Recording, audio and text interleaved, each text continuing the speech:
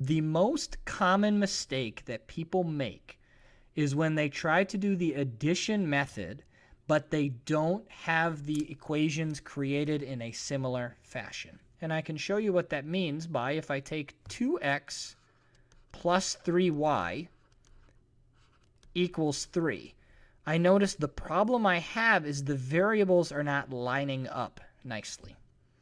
So what I'm going to do right away, I notice that my x's and my y's are on the same side of the equation. So I am going to change this equation to move my x's over on the same side as the y's. And I can simply do that by subtracting 3x from both sides. Well, this equation had x written first, so I will do that here. Negative 3x plus 1y equals 1. These two equations are equivalent. Then I'm going to do 2x plus 3y equals 3. And now the equations are written in the same form, and it's easier to do the addition method. I want to make the top equation, I'm going to turn this into a negative 3y. So I'm going to multiply every term times negative 3. So I will get negative 3 times negative 3 is positive 9x. 3y, or 1y times negative 3 is negative 3y. And 1 times negative 3 is negative 3. So now the equations line up nicely, and I can do, let me see if I can find my line here. I can do the addition method. So I have 11x, 0y, and 3 plus a negative 3 is 0. So I get 11x equals 0, which means x has to be 0. And now, once again, I can plug this into any equation I've worked with at any point in this problem.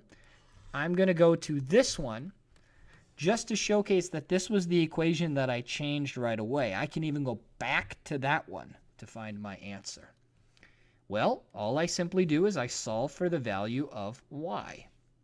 So I get y equals 3 times 0 plus 1. Well, 3 times 0 is 0 plus 1, which means my y value has to be 1. So these lines intersect at the point 0, 1. And that's about as hard as the addition method gets. Remember, right away, these need to be written in the same fashion. If you're writing x's first, make sure both equations have x's first. If you have x's and y's on the same side, keep x's and y's on both sides. If one equation's y equals, you could make both equations y equals. Just make sure they have the same form.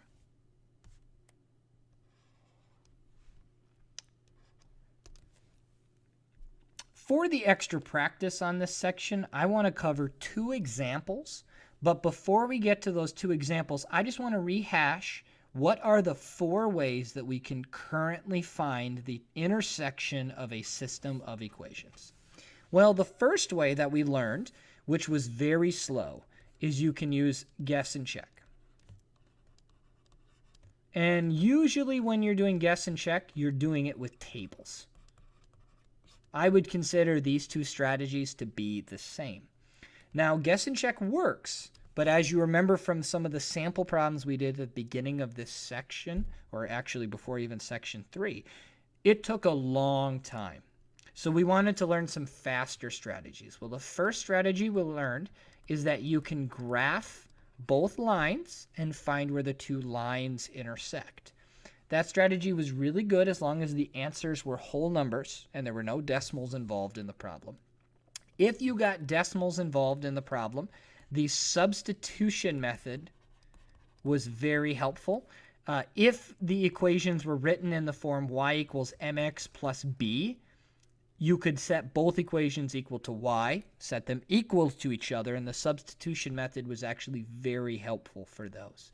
And the final method we learned here is called the addition method or the elimination method. And this strategy is kind of a catch-all. It works for every type of system of equations problem. It works well for decimals, it works well for fractions, and it just kind of allows us to solve the problem quickly. The only bad part about the addition method is that if you forget what it means, sometimes you just get an answer and you don't understand what that answer is. So it's always important to remember that these 4 things are all giving you the solution to the same problem. So as a quick review of the addition or the elimination method, when we add 2 equations together, we need to eliminate one of the 2 variables. And there's always a bunch of different ways to do that. For this problem specifically, I want to make one of these into positive 15x and one of these into negative 15x.